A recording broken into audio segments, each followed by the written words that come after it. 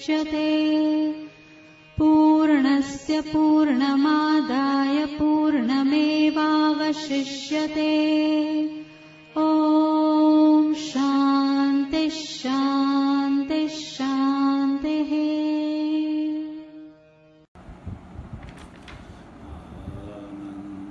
आनन्दकरं प्रसन्नम् अज्ञानस्वरूपं निजबोधयुक्तं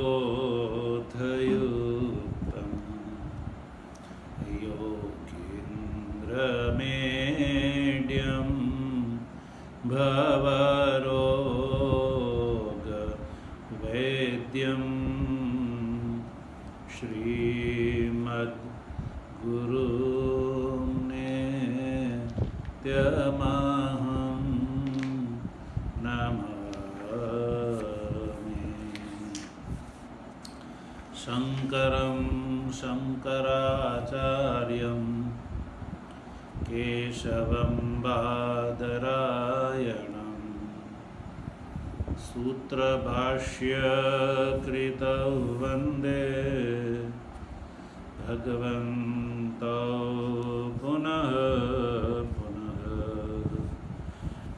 ईश्वरो गुरुरात्मेति मूर्तिभेदविभागिने व्योमवद्व्याप्तदेहाय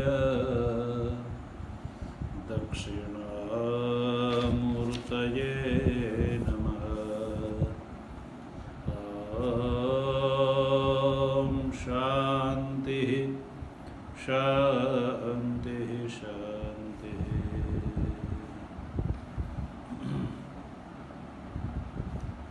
तत्व जिज्ञासु सज्जनों, भगवत कृपा से प्रेमपुरी आश्रम मुंबई के प्रांगण के संदर्भ में सायंकालीन प्रवचन श्रृंखला दैया गीता चिंतन माला के अंतर्गत क्षेत्र क्षेत्रज्ञ विभाग योग नामक 13वें अध्याय के, तो इस तरह से जानने पर ये 13वें श्लोक के पूर्वार्ध का विचार हुआ। अब उत्तरार्ध में देखो क्या कहते सर्वतः श्रुति मत।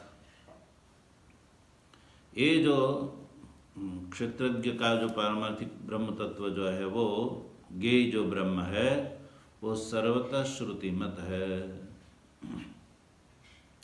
सर्वतः श्रुति मत। श्रुतयः श्रवण इंद्रियाणि यस्य प्रवर्तनीयत्वेन सन्ति तत्सर्वतः श्रुति मत। यानी श्रवण इंद्रिय जो कान है वो कान से चारों ओर वो सुनता, सर्वतः श्रुति मत है। श्रुतयः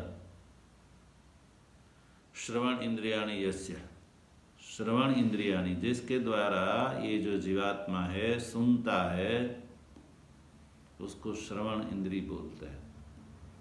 तो संसार के अंदर जो कीट पतंग वगैरह सब जो है अपने अपने हिसाब से जो सुनते हैं उस समय जो है श्रवण इंद्रिय की जो प्रवृत्ति है उसके अंदर श्रवण करने का जो सामर्थ्य है वो इसी ब्रह्म तत्व के द्वारा ही जो है सामर्थ्य है, प्रवर्तक वो ही है।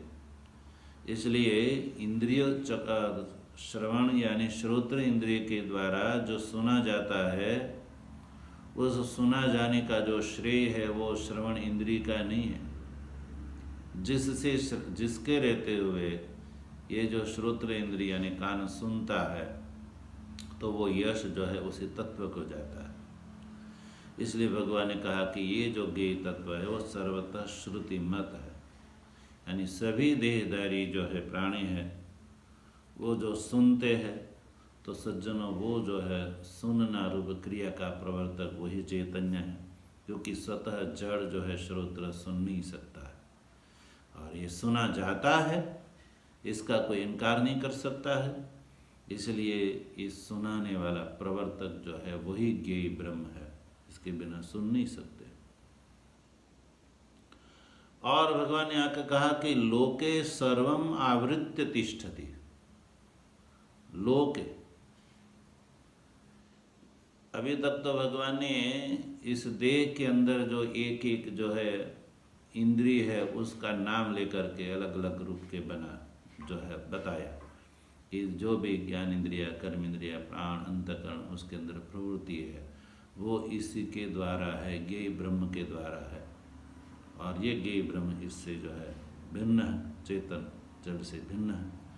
अब जो है लोके सर्वम आवृत्य तिष्ठति, भगवान कहने लगे कि अर्जुन और ज़्यादा क्या कहे, ये जो लोक है यानी ये जो देह है, लोक का अर्थ यहाँ देह लेना, सर्व प्राणी निकाय लेना, यानी ये जो देह है उस समग्र देह को ये आवृत करके रहता है। केवल श्रोत्रेंद्रिया या ज्ञानेंद्रिया, कर्मेंद्रियों में ही जो है अलग अलग रूप से बैठा ये है, ऐसा नहीं है। भगवान कहते हैं एक ही जो है, एक ही नित्य और विभू जो है परमात्मा, वो सब जो है अचेतन वर्ग को आवृत करके जो है वो रहता है। समग्र शरीर के अंदर जो भी प्रवृत्ति होती है वो इसी के कारण होती है। लोके सर्वम आवृत्य, इस लोक में, या लोक का अर्थ जैसे अभी कहा देह, भगवान भाष्यकार ने कई एक जगह जो है लोक शब्द का अर्थ इस शरीर किया। लोक्यन्ते दृश्यन्ते भुज्यन्ते कर्म फलानि इति लोका। अब जो है जब लोक से देह लेंगे तो संसार के अंदर जितने देहधारी जीव है वो सब जो देह यहाँ लोक से ग्रहण कर लीजिए। इन सभी लोक में यानी सभी प्राणियों के देह के अंदर या जो भी जो सर्व शब्द से जो भी अचेतन वर्ग है वो ले लीजिए। उस सभी अचेतन वर्ग के अंदर ये एक ही ब्रह्म तत्व नित्य और विभू होकर के वो सबको आवृत्य तिष्ठति, सबको अपने साथ आवृत करके, अपनी सत्ता से स्फूर्ति प्रदान करके। आवृत्य का अर्थ है स्वसत्तया स्फूर्त्या, व्याप्य, अपनी सत्ता प्रदान करके, अपनी स्फूर्ति प्रदान करके, जो आध्यात्मिक संबंध से इन सभी कार्य वर्ग के अंदर व्याप्त हो करके वो रहता है। किस रूप से रहता है? तो आध्यात्मिक संबंध से रहता है। इस समग्र शरीर के अंदर रह करके समग्र शरीर को चलाने वाला जो चेतन है, उस चेतन का इस शरीर के साथ आध्यात्मिक संबंध होकर के ये जो है समग्र शरीर के अंदर व्याप्त होकर करके रहता है। तिष्ठति माने निर्विकार रूप से वो स्थिति को प्राप्त होता है। क्योंकि जब इस देह के अंदर जो भी क्रिया होती है तो उस क्रिया का जो है भोक्ता वो चेतन नहीं हो सकता, वो तो निर्विकार होकर के वो इसके अंदर तिष्ठ होकर के रहता है। उसके रहते हुए इसकी सारी प्रवृत्ति होती है। इसलिए उस शरीर के द्वारा जो भी कर्ता कर्म जो भी होता है उसका जो दोष जो है इसको नहीं लगता है।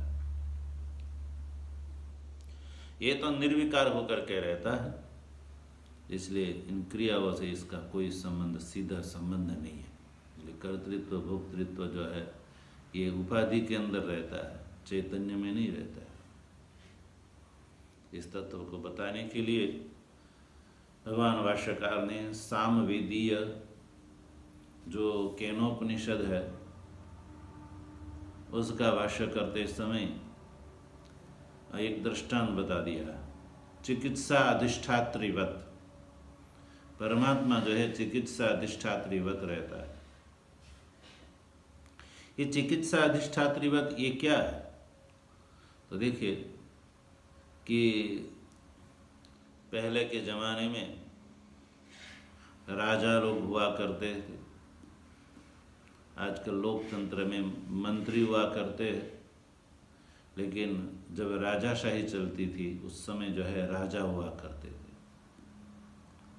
तो राजाओं को जो है एक दूसरे राजा से जो है बड़ा डर बना रहता था कि ये कहीं हमको कहीं अन्य छद्म प्रवृत्ति से कहीं मार न दे, कि विषादी खिला करके मार न दे।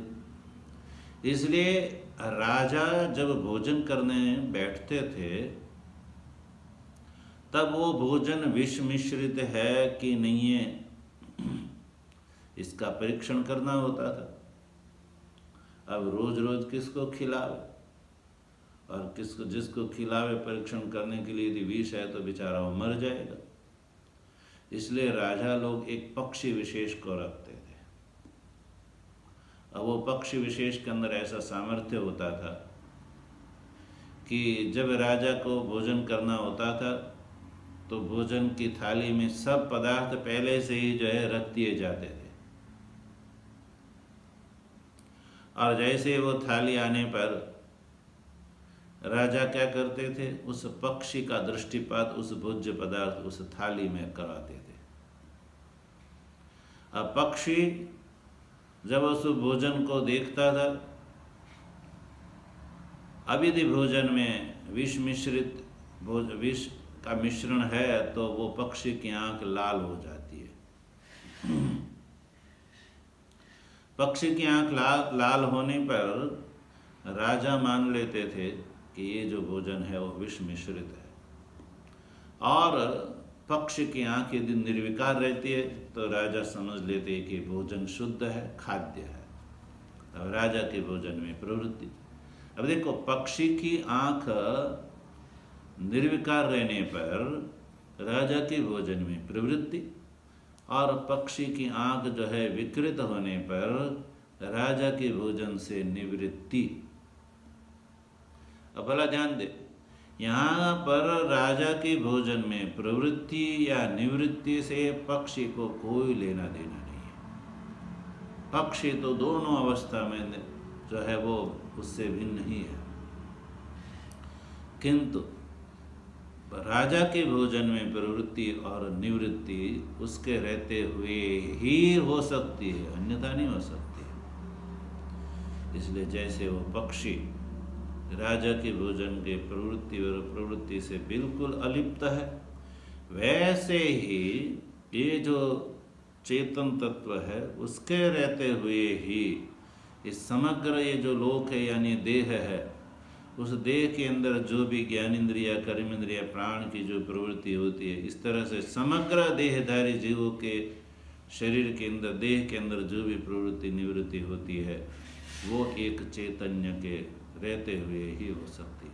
और ये जो चैतन्य है केवल एक शरीर में व्याप्त है ऐसा नहीं है। इस संसार के जितने देहधारी जीव है उन सभी देहधारी के जीवों में ये चैतन्य जो है व्याप्त होकर के रहता है। सबके अंदर जो है एक ही प्रकार का कार्य ऐसा होता है। इसलिए ये इनके रहते हुए सब कार्य होते हुए भी तिष्ठति यानी निर्विकार रूप से उस स्थिति को प्राप्त कर लेता है। अब इस तरह से जो है इस चैतन्य में जो अध्यस्त ये जो जड़ प्रपंच है,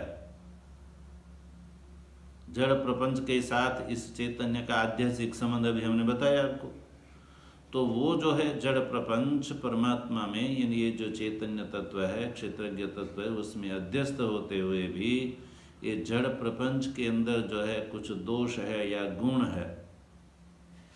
जड़ प्रपंच के दोष या गुण से ये जो चैतन्य अणुमात्र से भी उसका संबंध नहीं है।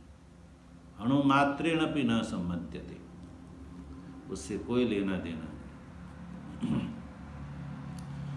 जड़ प्रपंच के अंदर दोष से ये परमात्मा जो है दूषित नहीं होता है, और जड़ प्रपंच के अंदर जो रहे हुए जो है गुण है उससे ये जो परमात्मा है वो गुणवान नहीं होता।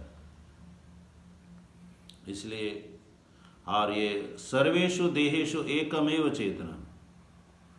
तो भगवान श्री कृष्ण इस 13वें श्लोक के द्वारा ये कहना चाहते हैं कि सभी देहधारियों के अंदर जो एक ही चेतन है और वो चैतन्य नित्य है, विभु है, एक ही। न च प्रतिदेहम भिन्न, प्रत्येक देह में देह के भेद से उस चैतन्य का भेद है ऐसा नहीं है। आपाततः ऐसा लगेगा कि सभी देह के अंदर जो है चैतन्य है तो वो देह भिन्न है, इसलिए चैतन्य भी अलग अलग होता होगा, किंतु ऐसा नहीं है। वो चैतन्य सब के अंदर व्याप्त होकर के रहता है। जैसे 1000 जो है मिट्टी के बने हुए घड़े हैं, तो वो जो घड़े है वो घड़े जो है 1000 की संख्या में है, किंतु उसके अंदर जो है रहने वाला जो आकाश है वो आकाश तो एक ही है, क्योंकि घड़े के जो है घड़े के द्वारा आकाश का जो है छेद नहीं हो सकता है। आकाश जो है वो आकाश में भेद नहीं हो सकता है। घड़ा तो उपाधि है, उपाधि रहेगी तब घटाकाश शब्द का प्रयोग होगा। उपाधि का निर्मुख होने पर, फूट लेने पर उसी को ही जो है फिर महाकाश शब्द से द्वारा हम उसको कहते हैं। तो इस तरह से 13वें श्लोक में ये सभी देहधारियों के अंदर एक नित्य विभु चैतन्य विद्यमान है, प्रत्येक देह में देह से भिन्न है और एक है। ये जो है भगवान ने अर्जुन को इस ज्ञेय तत्व का बोध कराया। इससे निश्चय कर लेना चाहिए कि ये जो चैतन्य तत्व है उस शरीर से भिन्न है। तो ये शरीर क्षेत्र हुआ और ये जो चैतन्य है वो क्षेत्रज्ञ, इसलिए भगवान ने इस तत्व को क्षेत्रज्ञ कहा। और ये क्षेत्रज्ञ का पारमार्थिक स्वरूप यही है कि वो देह से भिन्न, नित्य, विभु और एक है। इसी को ये श्रुतियों में एकमेव अद्वितीय ब्रह्म कहा। ऐसे तत्व को सज्जनों सत और असत शब्द से आप नहीं कह सकते हैं। तो इस तरह से 13वें श्लोक का व्याख्यान यहाँ पर समाप्त हो गया। अब ये जो है भगवान श्री कृष्ण यहाँ पर अध्यारोप अपवादाभ्याम निष्प्रपंचम प्रपंचते, ये जो न्याय है आचार्यों के द्वारा प्रणीत, ये न्याय का अनुसरण करते हुए ये जो समग्र प्रपंच है, इस समग्र प्रपंच का अध्यारोप जो हुआ है, उस अध्यारोप के द्वारा भगवान ने इस ब्रह्म तत्व को अनादि मत परम ब्रह्म इत्यादि से कहा। और ये जो है अनादि मत परम ब्रह्म जो है उसका जो है व्याख्यान हम लोगों ने कर लिया। अब जो है यहाँ से भगवान जो है अपवाद से, जिसके लिए भगवान ने न सत न असत उच्चते ये जो कहा था कि वो परमात्मा सत और असत नहीं है, उसमें जो है अपवाद मुख से उसका प्रतिपादन हुआ था, उसका व्याख्यान करने के लिए भगवान यहाँ से अर्जुन को ये ब्रह्म तत्व का निरुपाधि जो स्वरूप है उसका ज्ञान हो, उसके लिए भगवान जो है 14वें श्लोक से प्रारंभ करते हैं। यानी संक्षेप से ये समझे कि अध्यारोप और अपवाद से इस परमात्मा का बोध कराना है। इसलिए ये जो है 13वें श्लोक में भगवान ने अध्यारोप से उस तत्व का बोध कराया और अनादिमत परम ब्रह्म इत्यादि से भगवान ने अध्यारोप से उस तत्व का बोध कराया और न सत न असत उच्चते से जो भगवान ने उसका निरुपाधिक स्वरूप बताया था उसका अपवाद मुख से जो है बोध कराना चाहते भगवान। इसलिए 14वें श्लोक में जो है सो अपवाद रूप से वर्णन करते हैं। सर्वेन्द्रिय गुणाभासम सर्वेन्द्रिय विवर्जितम असक्तम सर्वभृच्चैव निर्गुणम गुणभोक्तृ च। देखिए भगवान यहाँ पर अर्जुन को कहते हैं कि हे अर्जुन, सर्वेन्द्रिय गुणाभास सर्वेन्द्रिय विवर्जितम असक्तम सर्वभृच्च एव निर्गुणम गुणभोक्तृ च। हे अर्जुन, ये जो ब्रह्म तत्व है तो इसको मैं तुमको बताने जा रहा हूँ। वो जो है सर्वेंद्रिय गुणाभासम सर्वेंद्रिय विवर्जित है। यद्यपि जो है इंद्रिया जो है वो इसके द्वारा देखती है, फिर भी वो इंद्रिय से विवर्जित है।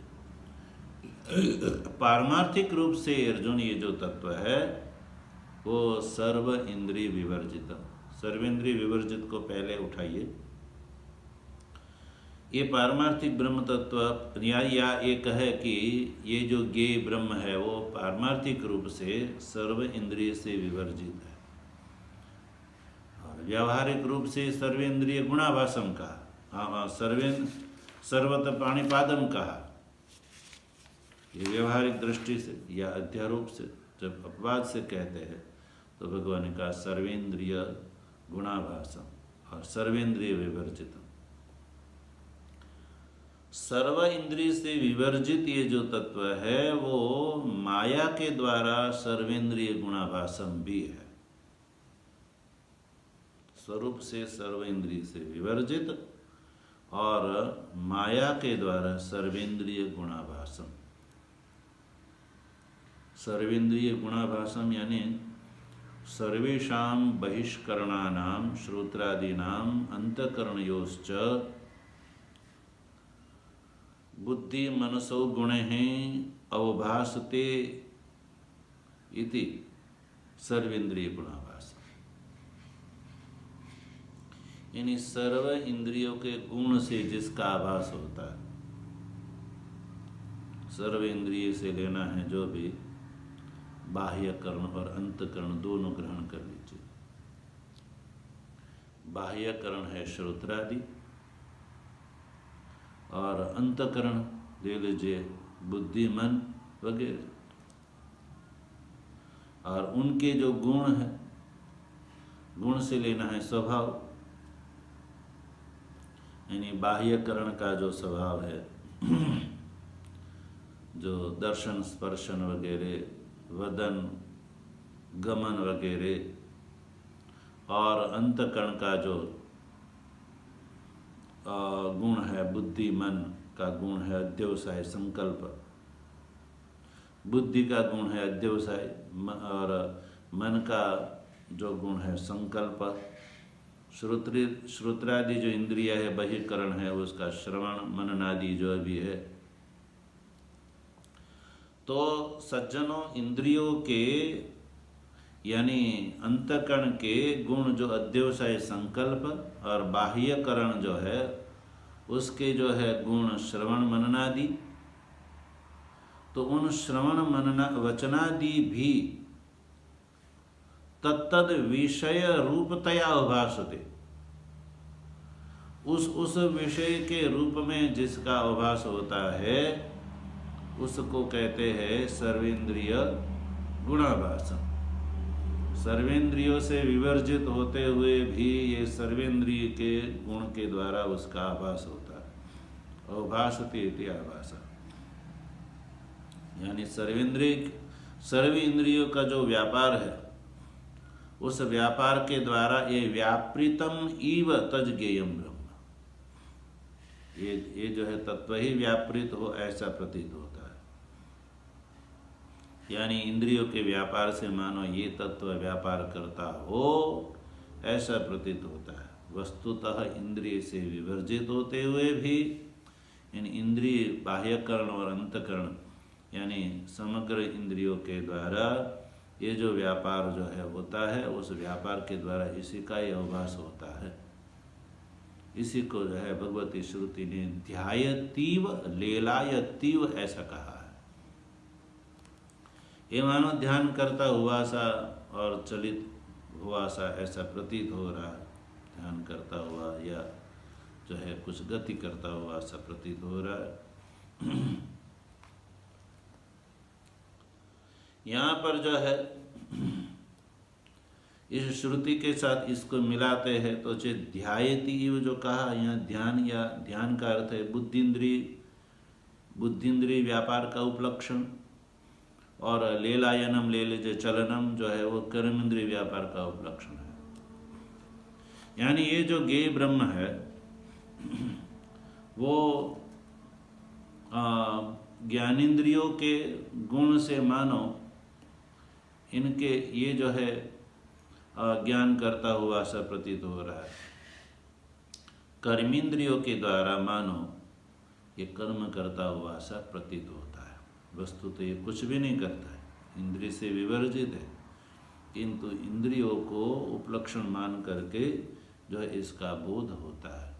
इसे भगवान श्री कृष्ण कहना चाहते हैं कि इंद्रियों के द्वारा जो प्रवृत्ति होती है वो इस ब्रह्म तत्व की ही होती है और उसके द्वारा वही भाषित होता है। इंद्रियों की अपनी, देह की अपनी कोई सत्ता नहीं है। इन ब्रह्म तत्व की, ज्ञेय तत्व की सत्ता से ही इंद्रिया जो है सत्तान्वित है, उसका उनका खुद का अपना कोई अस्तित्व नहीं है। और फिर 14वें श्लोक में और उत्तरार्ध में भगवान श्री कृष्ण कहते हैं असक्तम सर्वभृच्चैव निर्गुणम गुणभोक्तृ च। असक्तम पारमार्थिक रूप से हे अर्जुन ये असक्तम है। असक्तम पारमार्थिक रूप से असक्त यानी सर्व संबंध से शून्य है ये तत्व। पारमार्थिक रूप से असक्त है माने सभी प्रकार के संबंध से ये शून्य है। और सर्वभृच्च, सर्वभृत भी है और निर्गुण गुणभोक्तृ च है।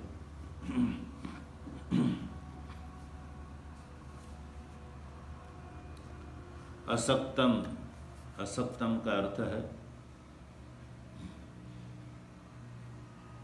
किसी के साथ जो चिपकता नहीं है, किसी के साथ जो लगता नहीं है, उसको असक्तम कहते हैं। तो जो पारमार्थिक रूप से ये असक्तम भगवान ने कहा, यानी सर्व संबंध से ये शून्य है, रहित है। पारमार्थिक रूप से इस शरीर के अंदर वो चिपका हुआ नहीं है, शरीर से उसका कोई संबंध नहीं है। जैसे रज्जु और सर्प का, रज्जु सर्प का आपको संबंध दिखता है, किंतु सर्प के दोष से रज्जु बिल्कुल जो है वो निर्विकार ही रहती है। वैसे ही ये भी जो है असक्त है, यानी संबंध से शून्य है। फिर भगवान ने कहा कि ये अर्जुन, ये जो ज्ञेय तत्व है वो केवल असक्त है ऐसा ही नहीं, सर्वभृत, सर्वभृत भी है। सर्वभृत यानी जो है सदात्मना सर्वं कल्पितम धारयति पोषयति वा, अपने सद्रूप आत्मस्वरूप से स्व में जो कल्पित ये समग्र जो है प्रपंच है, उस कल्पित प्रपंच को धारण करने वाला, पोषण करने वाला भी यही है। धारण करने वाला, जैसे सर्प को धारण करने वाली कौन है? रज्जु। और सर्प का पोषण करने वाली यानी सर्प के रूप में उसका पोषण करने वाली भी रज्जु है। वैसे ही ये भी जो है सदात्मना, अपने सद आत्म रूप से अपने ऊपर कल्पित अध्यारोपित समग्र प्रपंच को धारण करने वाला भी यही ज्ञेय ब्रह्म तत्व है। और इस प्रपंच की जो है स्थिति को बना करके रखना ही पोषण है। तो स्थिति बना करके रखने वाला जो पोषणत्व है, पोषण करने वाला भी यही तत्व हुआ, क्योंकि इस तत्व से उत्पत्ति, स्थिति और लय तीनों कार्य इसी के रहते हुए होता है। इसलिए यही धारण पोषण करने वाला यही तत्व हुआ, उसके रहते हुए ये प्रपंच रहता है। और ये जो है अविद्या भ्रम से जन्य जो समग्र संसार है और निरधिष्ठान तो हो, भ्रम जो होता है वो निरधिष्ठान नहीं हो सकता। भ्रम जहाँ भी होता है वो साधिष्ठान ही होता है। जैसे आपको रज्जु में सर्प का भ्रम हुआ, तो वो रज्जु वहाँ विद्यमान है, उस विद्यमान रज्जु में आपको सर्प का भ्रम हुआ। सुक्ति में आपको रजत की भ्रांति होती है, तो यदि सुक्ति नहीं होती वहाँ पर तो रजत की भ्रांति नहीं होती। सुक्ति जो है वहाँ विद्यमान है, अतः आपको सुक्ति रजत रूप से प्रतीत हो रही है। वैसे ये जो है ब्रह्म तत्व है, तभी जाकर के ये जो है प्रपंच आपको उसमें भ्रम से प्रतीत हो रहा है। इसलिए अधिष्ठान ये चैतन्य है, ये इससे सिद्ध हो जाता है। और कहते हैं पारमार्थिक रूप से ये जो है निर्गुणम, भगवान ने कहा कि अर्जुन ये निर्गुणम है। पारमार्थिक रूप से ये जो ज्ञेय तत्व है वो निर्गुणम, निर्गुण है। निर्गुण में जो है गुण शब्द का अर्थ है सत्व, रज और तम। वो गुण शब्द से यहाँ ग्राह्य है, यानी सत्व रज तमो गुण रहित है। यानी सत्व गुण से भी रहित है, रजोगुण से भी रहित है और तमो गुण से भी ये रहित है। सत्व रज तम ये जो है माया है, उस माया से ये रहित है। यानी सत्वादि गुणात्मक माया से उसका कोई संबंध नहीं है। ठीक है, निर्गुण होते हुए भी गुण भोक्तृ च, गुण का भोक्ता भी यही है। गुण का भोक्ता क्या है? यहाँ गुण भोक्तृ में गुण का अर्थ भी जो है सत्व रज तम ही लेना है। और सत्व रज और तम जो है उन तीनों को गुणों का जो भोगता है, गुणों को कैसे भोगता है वो शब्दादि के द्वारा। शब्दादि के द्वारा सुख दुख मोह के आकार में जो परिणीत जो है वो होकर के वो गुणों का भोगता है। गुणों को भोगने वाला यही है। अथवा उपलब्धि ले लीजिए, ये जो है गुणों को उपलब्ध कराने वाला उपलब्धा भी यही है। इसके बिना जो है शब्दादि से होने वाला जो है सुख दुख है उसका अनुभव नहीं हो सकता। इसलिए गुण से अभिप्राय है सुख दुख मोह। सत्व गुण का जो है गुण हुआ सुख, रजोगुण का गुण हुआ दुख, और तमोगुण का जो है वो गुण हुआ मोह। तो ये जो है सुख दुख और मोह, सत्व रज और तम का शब्दादि शब्द स्पर्श रूप रस गंध के माध्यम से सुख दुख और मोह जो आपको होता है, उस सुख दुख मोह के आकार के रूप में जो परिणित जो सत्व रज तमो गुण है, तीनों गुणों का ये भोक्तृ है। भोक्ता से अभिप्राय उपलब्धा है। तज ज्ञेयम ब्रह्म, ये जो ज्ञेय ब्रह्म जो है इस प्रकार का अर्जुन है। गुण भोक्तृ भी है, निर्गुण भी है, सर्वभृत भी है और असक्त भी है। इस तरह से भगवान ने यहाँ अपवाद रूप से उसका स्वरूप बताया। और जो है 15वें श्लोक में भगवान कहते हैं, उसको देखते हैं। बहिरंतश्च भूतानां अचरम चरमेव च सूक्ष्मत्वात् तद अविज्ञेयम दूरस्थम चान्तिके च तत्। भगवान कहते हैं बहिरंतश्च भूतानां, हे अर्जुन ये जो ज्ञेय तत्व है वो भूतानां बहिः अंतश्च, ये जो ब्रह्म तत्व है भूतों के बाहर भी है और अंदर भी है। भूतानां बहिः भूतानां अंतः च। और भूत से यहाँ पर क्या लेना है? ये जो है भवन धर्मक संपूर्ण जो है कार्य प्रपंच जो कल्पित है, तो जो भवन धर्म है जिसका ऐसे समग्र जो कार्य है, जो कल्पित है, माया के द्वारा कल्पित जो भी कार्य है, उस कल्पितानाम कार्याणाम जो अकल्पित अधिष्ठान जो है एक ही है, वो बहि अंतश्च भूतानाम बहि अंतश्च। तो भूतों का जो है बाहर और अंदर, यानी एक ही अधिष्ठान, एक ही अकल्पित अधिष्ठान, एक ही जो है बहि अंतः, बाहर भी है अंदर भी है। जैसे रज्जु में जो है सर्पधारादि जो भी कल्पित है, उसमें व्यापक तो एकमात्र रज्जु ही है। रज्जु को आप जो है सर्प कहे, जलधारा कहे, अन्य जो भी कुछ कुछ कह लें, वो कल्पित जो सर्पधारादि का जो है सर्वात्म रूप से यही जो है व्यापक हम सब के अंदर है।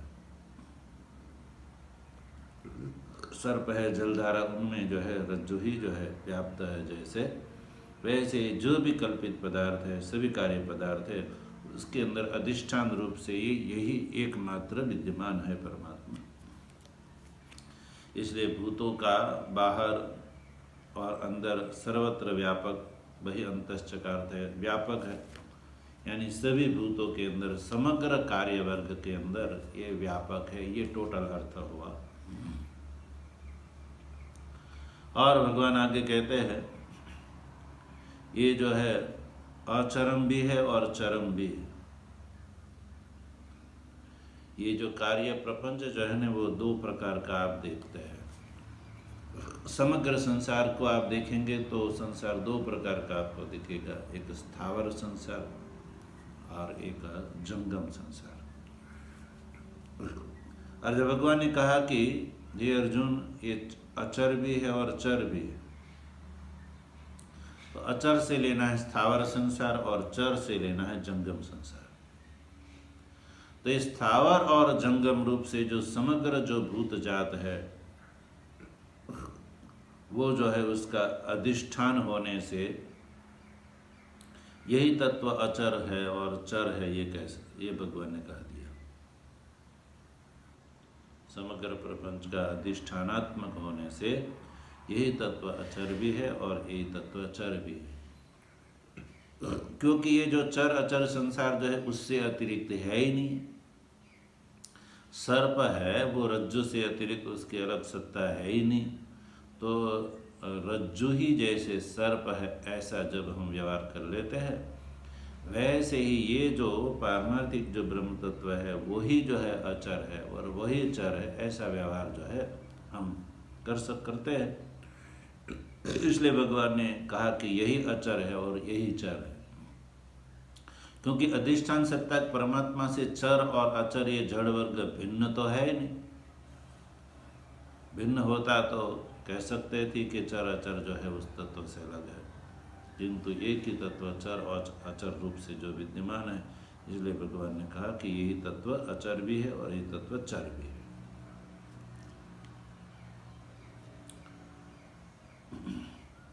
अर्थात कि जो है ये जो कल्पित संसार है उससे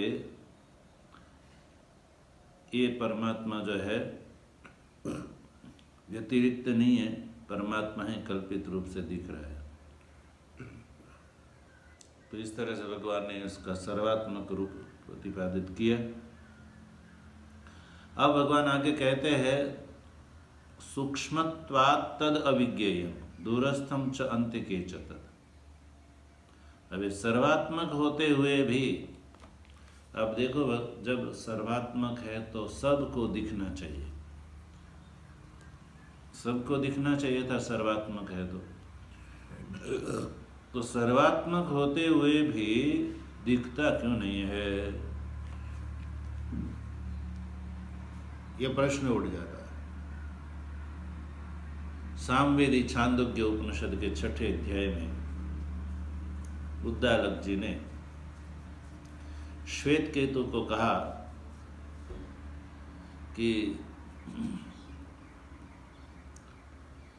तत्त्वमसि का बोध दिया। यो वे अणिमा एतद आत्म्यम इदम सर्वम तत्सत्यम स आत्मा तत्त्वमसि श्वेतकेतु। ऐसा जब कहा तो श्वेतकेतु कहने लगा कि भगवान, ये जो आत्मा तत्व जैसे आपने कहा कि सर्वत्र है, तो मेरे को इसका बोध क्यों नहीं हो रहा, क्यों उसको सर्वत्र दिख नहीं रहा? तो उद्दालक जी ने कहा कि देखो, इसका उत्तर मैं तुमको कल दूंगा, किंतु आज एक काम करो, एक तुम जल से भरा हुआ कटोरा ले आओ और जो है नमक ले आओ, नमक की डली ले आओ। श्वेतकेतु ले आया। उद्दालक जी ने कहा कि अच्छा तुम काम करो, ये जो नमक की डली है उस डली को तुम इस भरे पानी से भरे हुए कटोरे के अंदर रख दो, फिर सुबह में मेरे पास आ जाना। सुबह हुई, पाठ का जब समय हुआ तो उद्दालक जी ने कहा कि अच्छा तुम वो कटोरा ले आओ। तो श्वेतकेतु ले आया।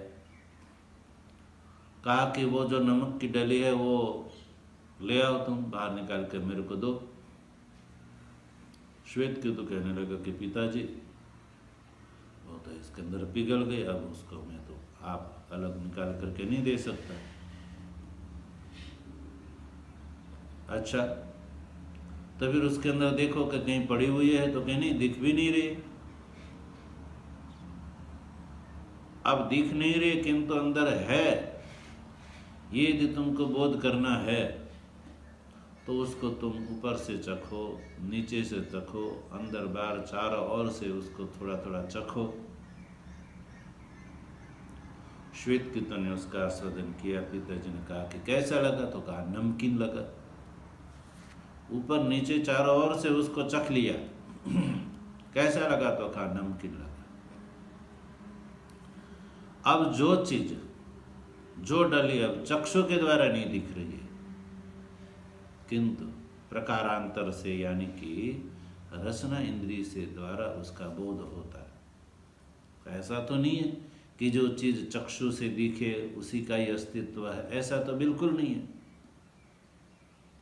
क्योंकि जैसे रूप दर्शन में चक्षु प्रमाण है, वैसे जो रस के अंदर रसना इंद्रिय प्रमाण है। रस के अस्तित्व को आप चक्षु के द्वारा तो नहीं देख सकते।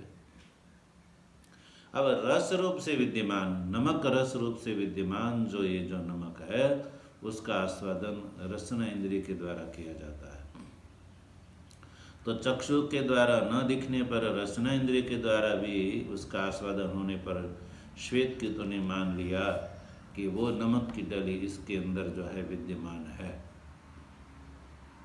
ठीक इसी प्रकार से ये जो व्यापक परमात्मा तत्व सब के अंदर जो है घट घट में कण कण में विद्यमान है, किंतु मूर्ख जो है लोग है वो ये कहते हैं कि हमको तो आँख से दिखना चाहिए तब माने हम। तो देखिए वो चक्षु से नहीं दिखता है नमक, किंतु जैसे रसना इंद्रिय से उसके अस्तित्व का पता चला, ठीक इसी प्रकार से ये जो परमार्थ तत्व ब्रह्म है वो चक्षु इंद्रिय से न दिखे, किंतु रसना इंद्रिय स्थानीय प्रकारांतर जो शास्त्र है उस शास्त्र के द्वारा इसका बोध हो सकता है। इसलिए शास्त्र का विचार करना चाहिए। शास्त्र में स्वतः प्रामाण्य है। उस स्वतः प्रामाण्य होने से शास्त्र को अपने को प्रमाणित करने के लिए प्रकारांतर की प्रमाणांतर की आवश्यकता नहीं है। इसलिए शास्त्र प्रमाण से यानी कि शास्त्र रूप चक्षु के द्वारा इसका बोध होता है। इस तरह से हम लोग जो है यहाँ पर ये जो विचार कर रहे हैं, भगवान श्री कृष्ण ने अर्जुन को इस शास्त्र रूपी आँख के द्वारा ही अर्जुन को ये बोध कराया है। इसलिए हमको ये गीतादि शास्त्र का अध्ययन करना चाहिए। तो उस अध्ययन करने से ही जो है ये जो भूतों के अंदर बाहर अचर और अचर रूप से विद्यमान परमात्मा का बोध हो सकता है। अब जो है बाह्य रूप से इसलिए नहीं होता है कि सूक्ष्मत्वाद, भगवान ने खुद उत्तर दिया कि सूक्ष्म होने से, सर्वात्मक होते हुए भी ये सूक्ष्म होने से अविज्ञेयम है। सूक्ष्मत्वाद में जो सूक्ष्मत्व के कारण, यानी जो है रूपादि से हीन होने के कारण तद अविज्ञेयम, इसको जो है आप जैसे चक्षु के द्वारा जो है रूपी पदार्थ को जान लेते हैं, वैसे इस चक्षुर इंद्रिय के द्वारा जो है उसको आप नहीं जान सकते। अब रूपादि वाला होता तो चक्षु के द्वारा आप उसका बोध कर लेते कि ये काला है, पीला है, नीला है, किंतु रूपादिहीन होने से ये जो परमार्थ तत्व है वो अविज्ञेयम, अविज्ञेयम यानी ये जो है तत्व इदम एव इति स्पष्ट ज्ञान का विषय नहीं होता है। जैसे आपके हाथ में आंवला रख दिया जाता तो आंवले को देख करके आप ये निश्चय कर सकते हैं कि ये आंवला ऐसा ही है, हल्का नीला कलर है, गोल है और उसमें कहीं एक लकीर बनी हुई है। ये आप स्पष्ट उसको बता सकते हैं, उसका वर्णन कर सकते हैं। किंतु सज्जनों, ये परमार्थ तत्व जो है सूक्ष्म होने से, यानी रूपादि से हीन होने से, जैसे रूपादि पदार्थ चक्षु के द्वारा आप उसको बता सकते हैं, वैसे ये जो है तत्व है उसको, ये तत्व ऐसा ही है, ऐसा स्पष्ट रूप से आप उसको नहीं कह सकते। इसलिए तद अविज्ञेय, ऐसा भगवान ने कहा। और इसीलिए ये दूरस्थम और अंतिके च, अब ये जो है सूक्ष्म है इसलिए ही वो अविज्ञेय है। इसलिए जो आत्मज्ञान साधन से शून्य है, देखो आत्मज्ञान के साधन की परमावश्यकता यहाँ पर भगवान बता रहे। इसलिए आत्मज्ञान के जो साधन है, जिसको भगवान यहाँ पर पूर्व जिसको ज्ञान शब्द से कह चुके, उस साधन से जो शून्य व्यक्ति है वो वर्ष सहस्त्र कोट्या अपि अप्राप्तत्वात्, करोड़ों साल तक भी उसको प्राप्त नहीं होता। ऐसे साधन शून्य व्यक्ति के लिए भगवान ने कहा कि ये दूरस्थम,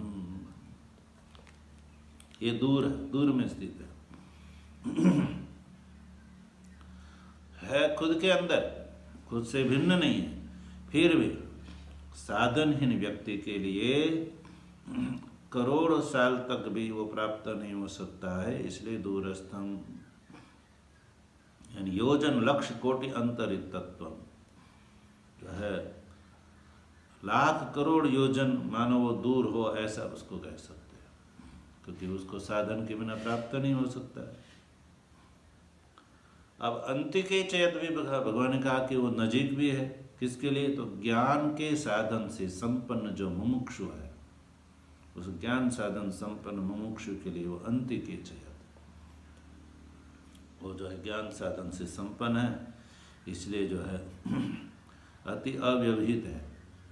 आत्मत्वाद खुद का ही आत्मस्वरूप है, खुद ही है, उसको अपने अंदर ही आपका अपने का बोध होता है। इसी के लिए जो है ईशावास्य उपनिषद भी यही कहती है, तदेजति तन्नेजति तद्दूरे तद्वंतिके तदंतरस्य सर्वस्य तदु सर्वस्यास्य बाह्यतः। तद एजति यानी चलता भी है, तद न एजति वो चलता भी नहीं है। निरुपाधि दिशा में नहीं चलता है, उपाधि दिशा में उसको चलता है, ऐसा कह सकते हैं। तद दूरे वो अज्ञानी के लिए जो है उसका अज्ञानी को बोध नहीं होता है।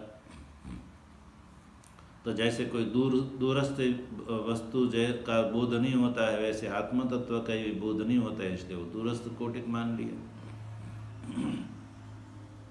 तब दूरे च तद अंतिके च, अंतिके च खुद आत्मज्ञानी के लिए तो खुद अपना स्वरूप ही है, इसलिए अंतिके च भी कहा। तद अंतरस्य सर्वस्य, और सब के अंदर भी है और सबके बाहर भी है। तो इस तरह से सज्जनों भगवान ने यहाँ पर जो है इस ज्ञेय तत्व का जो है भिन्न भिन्न रूप से जो है भगवान श्री कृष्ण अर्जुन के लिए प्रतिपादन किया। अब जो है कहा कि एक ही है और सबको आवृत होकर के रहता है। ये जो भगवान ने 13वें श्लोक में जो कहा था, लोके सर्वम आवृत्य तिष्ठति, एक होते हुए भी सबको आवृत होकर के वो रहता है, वो जो है बात का भगवान विस्तार से कहना है, इसलिए उसका विवरण करना है। तो प्रतिदेह आत्मभेद वादी का निराश करने के लिए भगवान 16वें श्लोक में कुछ अर्जुन को बता रहे हैं। प्रत्येक देह के अंदर जो आत्मा भिन्न है ऐसा कहने वाले जो द्वैतवादी है उसका जो है खंडन करना है।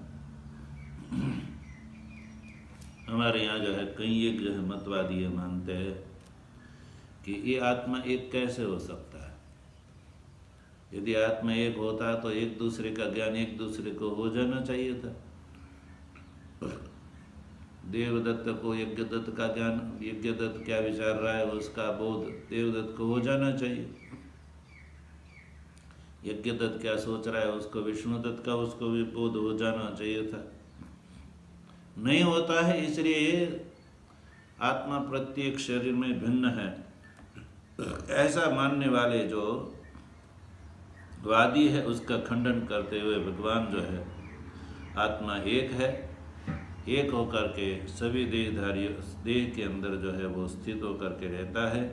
ये बात भगवान 16वें श्लोक में कहते हैं। देखो, अविभक्तं च भूतेषु विभक्तमिव च स्थितं भूतभर्त्री च तज्ज्ञेयं ग्रसिष्णु प्रभविष्णु च। भगवान श्री कृष्ण जो है इस श्लोक में ये कहते हैं कि भूतेषु अविभक्तम,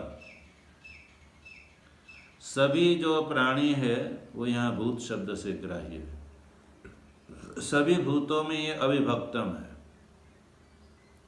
तो इससे स्पष्ट हो गया, भूत से ले लेंगे देह, और ये देह भिन्न भिन्न होते हुए भी उसके अंदर वो अविभक्तम है, यानी अलग अलग नहीं है। जैसा जो है द्वैतवादी विष्णु मानते हैं वैसा ये नहीं है, अविभक्तम है, यानी अभिन्न है या एक ही है। तब प्रत्येक देह में वो भिन्न नहीं है, क्योंकि वो आकाश के समान सर्वव्यापक है। इसलिए सभी घड़ों के अंदर जो है आकाश घटावच्छिन्न होते हुए भी एक ही है, वैसे ही जो आत्मा है वो व्योमवत् सर्वव्यापी होने पर भी प्रत्येक देह के अंदर जो है वो भिन्न भिन्न प्रतीत होते हुए भी वो जो है एक ही है।